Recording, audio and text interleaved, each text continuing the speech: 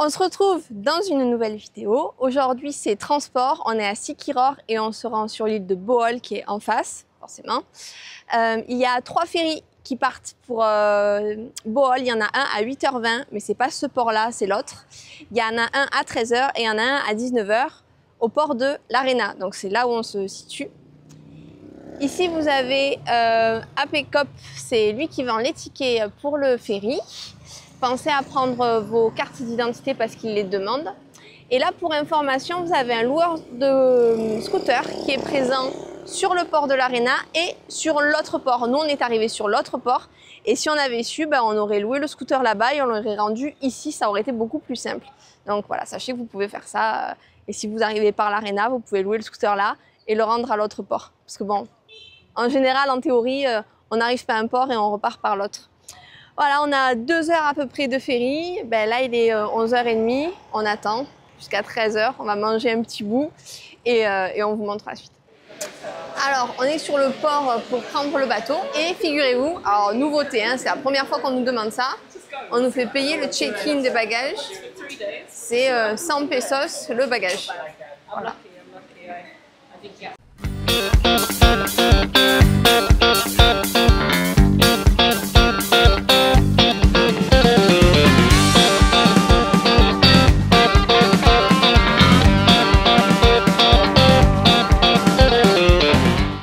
Bon, on est bien arrivé à destination. Ouais, 2h30 de trajet en ferry au final. Ouais, finalement, quasiment 3 heures même de trajet. Et pourtant, la mer, elle était calme. Ça a été une bonne grosse journée de transport. On est parti à 13h et il est quasiment 17h. On arrive au coucher de soleil. Alors du coup, on a réservé dans un établissement qui est au bord de la rivière, dans la région de Loboc. Et je pense d'ailleurs que ce sera uniquement sur cette région que cette vidéo portera. Et j'en ferai une deuxième sur la deuxième partie où on va, parce qu'on va scinder en deux notre séjour à Bohol. On va faire côté plage ensuite, mais là d'abord on va faire côté montagne et rivière. Donc on vient d'arriver dans l'hôtel et c'est plutôt cool. Ouais, en fait tout est sur pilotis. Là il y a la famille Anaïs qui dort ici, on leur a laissé la vue avec la rivière. Et nous on a la chambre qui est juste là avec la vue forêt. Et Anaïs va nous montrer la chambre.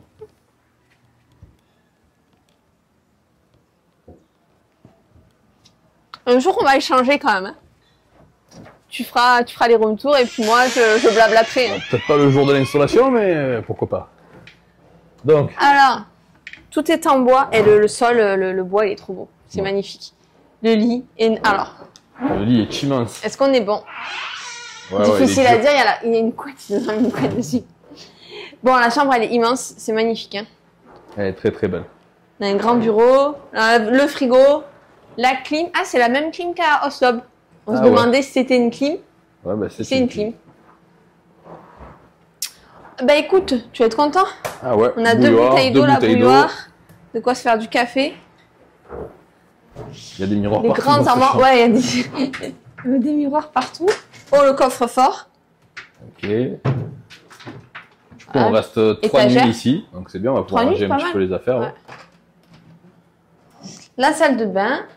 Ça va, elles sont bon. Oh, ils nous ont fait des petits décos avec les serviettes. Elle est grande, c'est cool, hein. Ouais, c'est très joli. Il faut le shampoo, body wash. C'est très sympa. Très propre. Après, on va vous montrer la suite de l'hôtel. Parce qu'il y a la rivière, des bassins, il y a un pont suspendu. Il est très très beau l'hôtel. Piscine. Donc on va vous montrer tout ça. Ils nous ont proposé un tour en bateau pour aller voir les lucioles. Ouais, pour aller voir des lucioles ce soir ou demain soir. Demain soir. Voilà, on est KO. Ouais, on va le faire plutôt demain soir. Donc, mais ça a l'air sympa. On vous filmera ça. Donc voilà pour le tour de la chambre et ensuite on va vous montrer l'hôtel.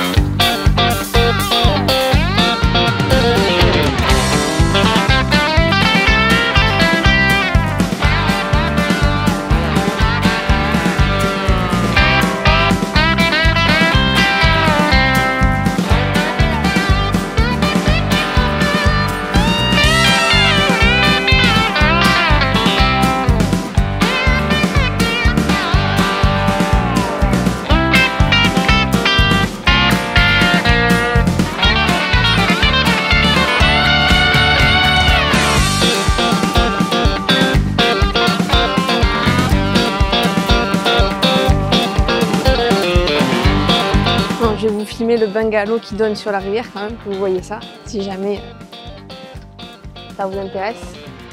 Attention, je rentre. Hop. Là, on est sur la même chambre. Mais là,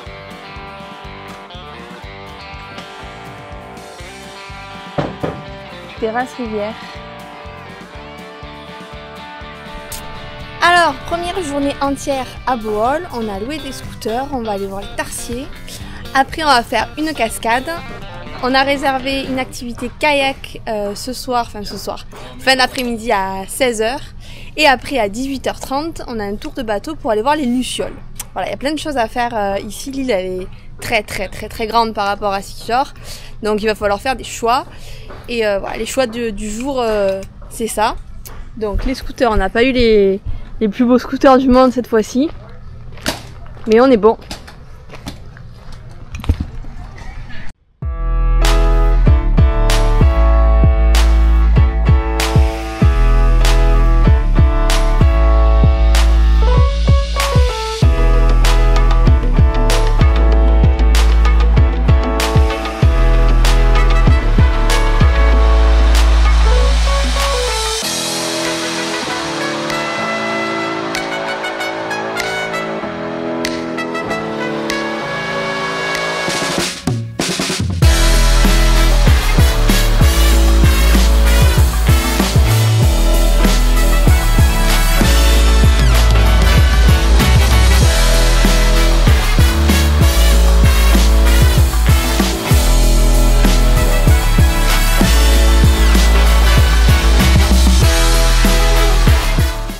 Alors les tarsiers, c'était 150 pesos par personne.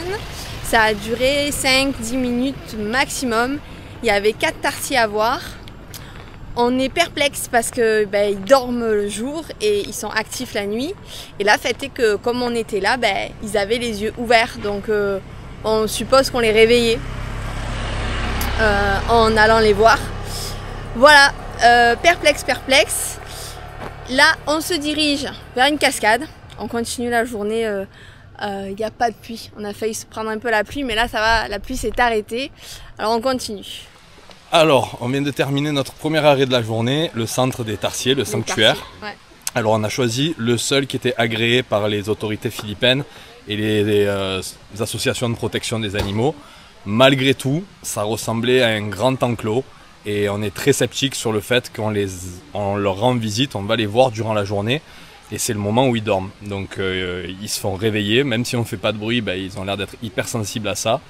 Et du coup on est assez sceptique sur le truc, donc on imagine à peine à quoi ça doit ressembler ceux qui n'ont pas reçu l'agrément et qui ne sont pas sur la liste des centres agréés avec des bonnes pratiques. Donc voilà, et là le deuxième arrêt de la journée, c'est une cascade, Malinguin Waterfall. On vient d'arriver sur le parking, la route est un peu galère pour descendre jusqu'en bas, mais ça va, c'est accessible. Et là maintenant on va se baigner un coup parce qu'il fait très chaud. C'est chaud, ouais.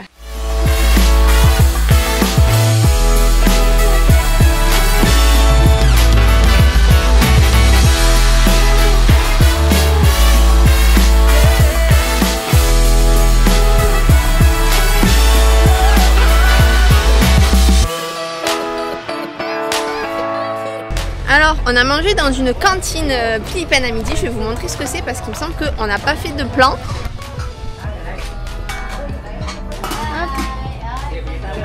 Là, il y a plein de plats.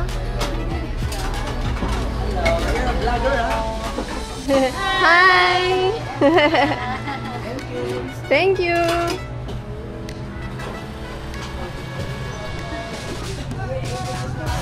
Voilà, on a tenté les brochettes.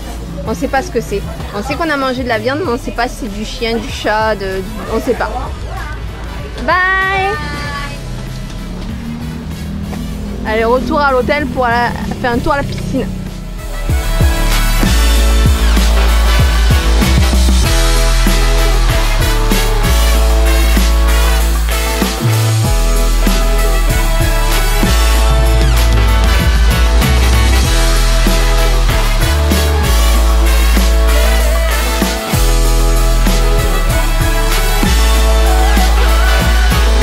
Alors la dernière activité du jour. On a attendu le coucher de soleil, enfin presque le coucher de soleil, il est 16 h. On a pris 3 kayaks et un canoë et on part sur la rivière à côté de laquelle on dort.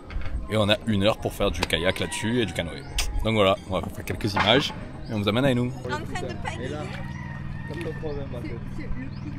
Allez, plus vite, plus vite. Ça, c'est dédicace à Sylvie. Quand elle avait le Ouais, pagaie pas trop qu'on est en train de tourner. Pagaie pas trop qu'on est en train de tourner. Allez, dédicace à Sylvie. Allez, pagaie.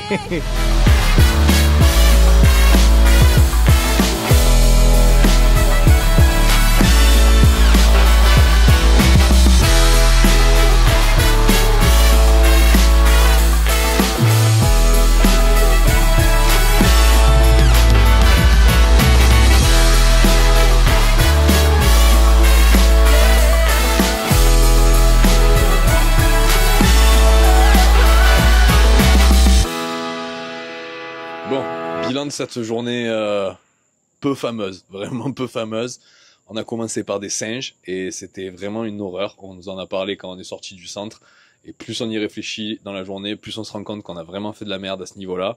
C'est une espèce en voie de disparition. Il en reste tout juste une fiole. Elle nageait au-dessus de la rivière et qu'on allait pouvoir les observer tranquillement. Ben, il s'avère que même des petites lucioles, même des petits insectes qui eux aussi sont en voie d'extinction sur la planète, on a réussi à les emmerder bien comme il faut. En fait, les bateaux, et il y en a plusieurs, chaque hôtel a son bateau avec plusieurs touristes dessus, cherchent un arbre où se situent les lucioles parce qu'elles sont pas de partout, il y en a très très peu. Et en fait, se mettent juste en dessous, tapent des mains, applaudissent très fort pour les faire stresser et elles ventilent, c'est-à-dire elles consomment plus d'oxygène. Donc elles grossissent et elles font plus de lumière. Donc ça rend mieux sur les photos Instagram et sur les vidéos TikTok. Et en fait, on s'est retrouvé au milieu de ça. On était dégoûtés. Et en gros, moi, je suis vraiment pas fier de cette journée. Depuis le début du voyage, c'est peut-être une des pires de façon éthique qu'on ait pu faire. Alors même si on a évité le requin-baleine parce que c'était facile de trouver des informations dessus qui disaient que c'était de la merde, là, par contre, c'était un peu plus flou. Et c'est de par notre expérience qu'on se rend compte que c'était pourri. Donc forcément, on vous le recommande pas. Et on recommande à personne de faire ce genre d'activité néfaste pour l'environnement. Et maintenant, c'est Anaïs qui va vous dire ce qu'elle en a pensé. Et ensuite, sa sœur et Romain. Alors, moi, je vais juste rajouter une information, c'est qu'on a payé 390 pesos par personne pour aller faire ça. Et qu'effectivement, c'est moi qui ai organisé, qui me suis occupée de l'activité. Et la dame, elle me vendait ça en mode, waouh, c'est trop bien, vous allez voir plein de lucioles pendant la balade. Et elle m'a pas expliqué exactement ce qu'on allait faire. Bon, le fait est qu'on était un peu coincés et qu'on ne pouvait pas partir. Voilà.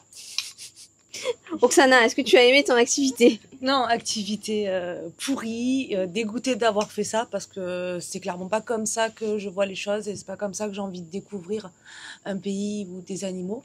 Après qu'on ait fait ça, ben on savait pas. Si on l'avait su, forcément, on l'aurait pas fait. Ce qui m'a un petit peu plus déçue, c'était la réaction des gens qui ne se sont pas remis en question. On a regardé un peu les avis Google concernant le sanctuaire des petits singes, le zoo. Et les gens étaient persuadés qu'ils avaient fait quelque chose de bien. Ils étaient trop contents. Ils ont vu des petits animaux, ils étaient à 2 cm de leur gueule, on les prenait en photo, on les laissait pas dormir. Mais c'était ok, ils avaient donné de l'argent à une fondation, ils étaient fiers d'eux. Et pareil, le petit parcours, quand on allait voir les lucioles, les gens n'étaient pas du tout choqués par ce qu'on faisait. Donc c'est ça qui m'a vachement déçue, c'est de se dire que en fait, les touristes, ils sont en accord avec ça. Et que ceux qui les organisent, ils voient que ça marche, donc ils continuent. Donc grosse déception par rapport à ça. Voilà. Très bien. Romain, pour terminer. Romain, est-ce que tu as kiffé ton tour de Luciole? Ah, le tour de Luciole, magnifique. Petit tour de bateau pour rien voir.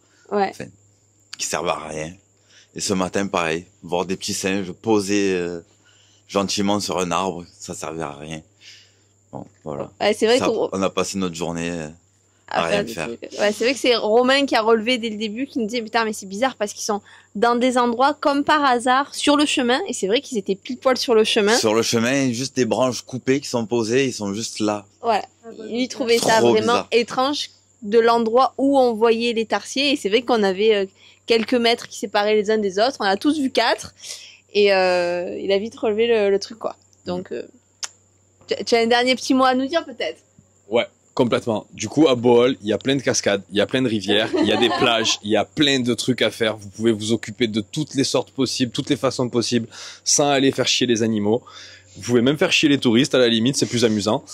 Mais voilà, faites pas ce genre de truc. Je pense que nous, ça nous a clairement écœuré. Même nos futures destinations où on avait prévu de faire des treks pour aller voir des orang-outans, enfin faire ce genre de truc, je pense que ça remet tout en question. On va rien faire du tout parce que on se rend bien compte que l'humain, c'est le cancer de cette planète.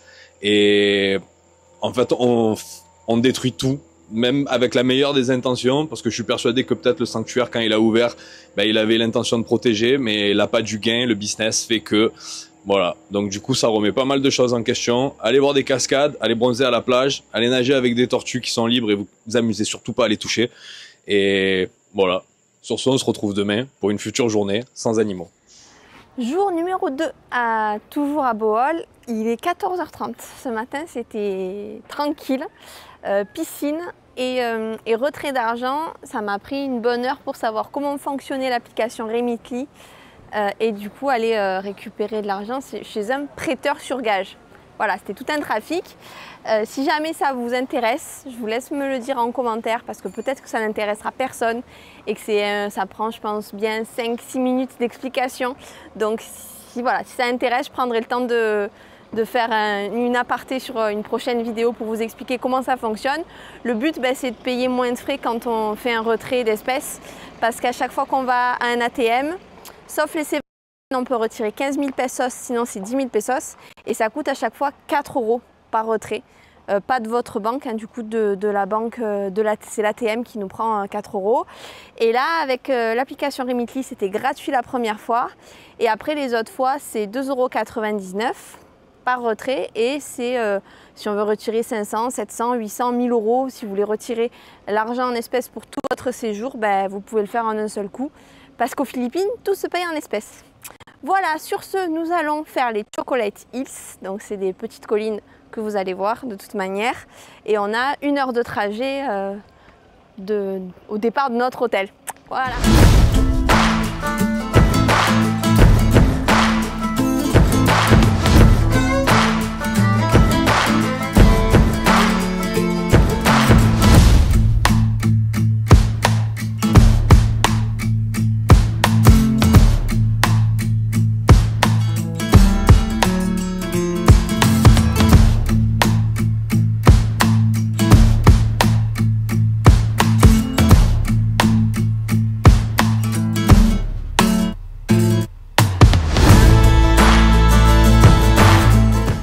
Alors, on a fait 1 heure de route, assez difficile quand même, c'était un peu long. Les routes à Bohol sont pas dans un très bon état, elles sont en travaux à peu près partout. Il y a des portions qui sont nickel, on dirait des pistes de Formule 1 tellement c'est lisse, et il y en a d'autres où c'est un véritable chantier. Et là on vient d'arriver dans les Chocolate Hills, donc on les voit juste derrière nous, et il y a un spot d'observation particulier où vous payez 100 pesos l'entrée et vous grimpez avec tous les autres touristes, c'est pas foufou. On a repéré sur Google un endroit qui est gratuit ou sur donation.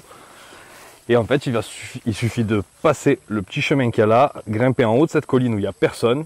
Et on va être tranquille pour observer les Chocolate Hills. On vous mettra le lien dans la description. Hello! Hello! From France. My name is Manu. My name is Jeffrey. Jeffrey, nice to meet you, Jeffrey. What are you eating? Guava. Guava. Mm. You try? Non. Les gens sont... Are you a blogger? Yeah. Sure. You want to come in? Yeah. You come. Bon, on va vous présenter un jeune Philippin qui va être sur le vlog. Ils ont trop le sourire, ils sont trop gentils ces gens. Nice to meet you, Jeffrey. Nice to meet you too. I'm from France, and you live here? Yeah. Yeah. This is my house. This is your house. Yeah. Very nice place here. So quiet. Yeah. It's for YouTube, French Yeah. YouTube. How Thanks. old are you? 18. 18. 18? Me too. Ah. That's true. Okay. What's your name of your YouTube? Explore and shoot. Explore and shoot. Yeah. Explore and shoot. If you want, I can write for you. Yes. Okay. Yes. I will So- follow you. Thank Nous, you. on se retrouve en haut. Et bye bye. Bye.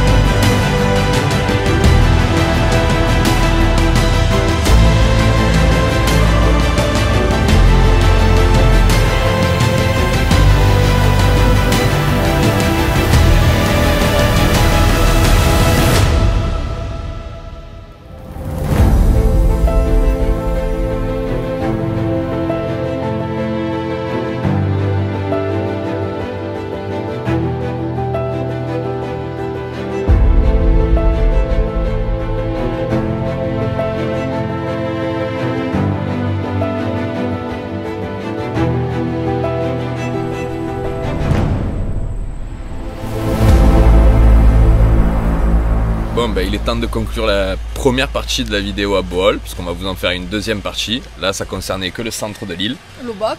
Lobok en particulier, là où on a logé, et les Chocolate Hills qu'on est allé voir hier soir, les cascades, enfin la cascade qu'on a fait.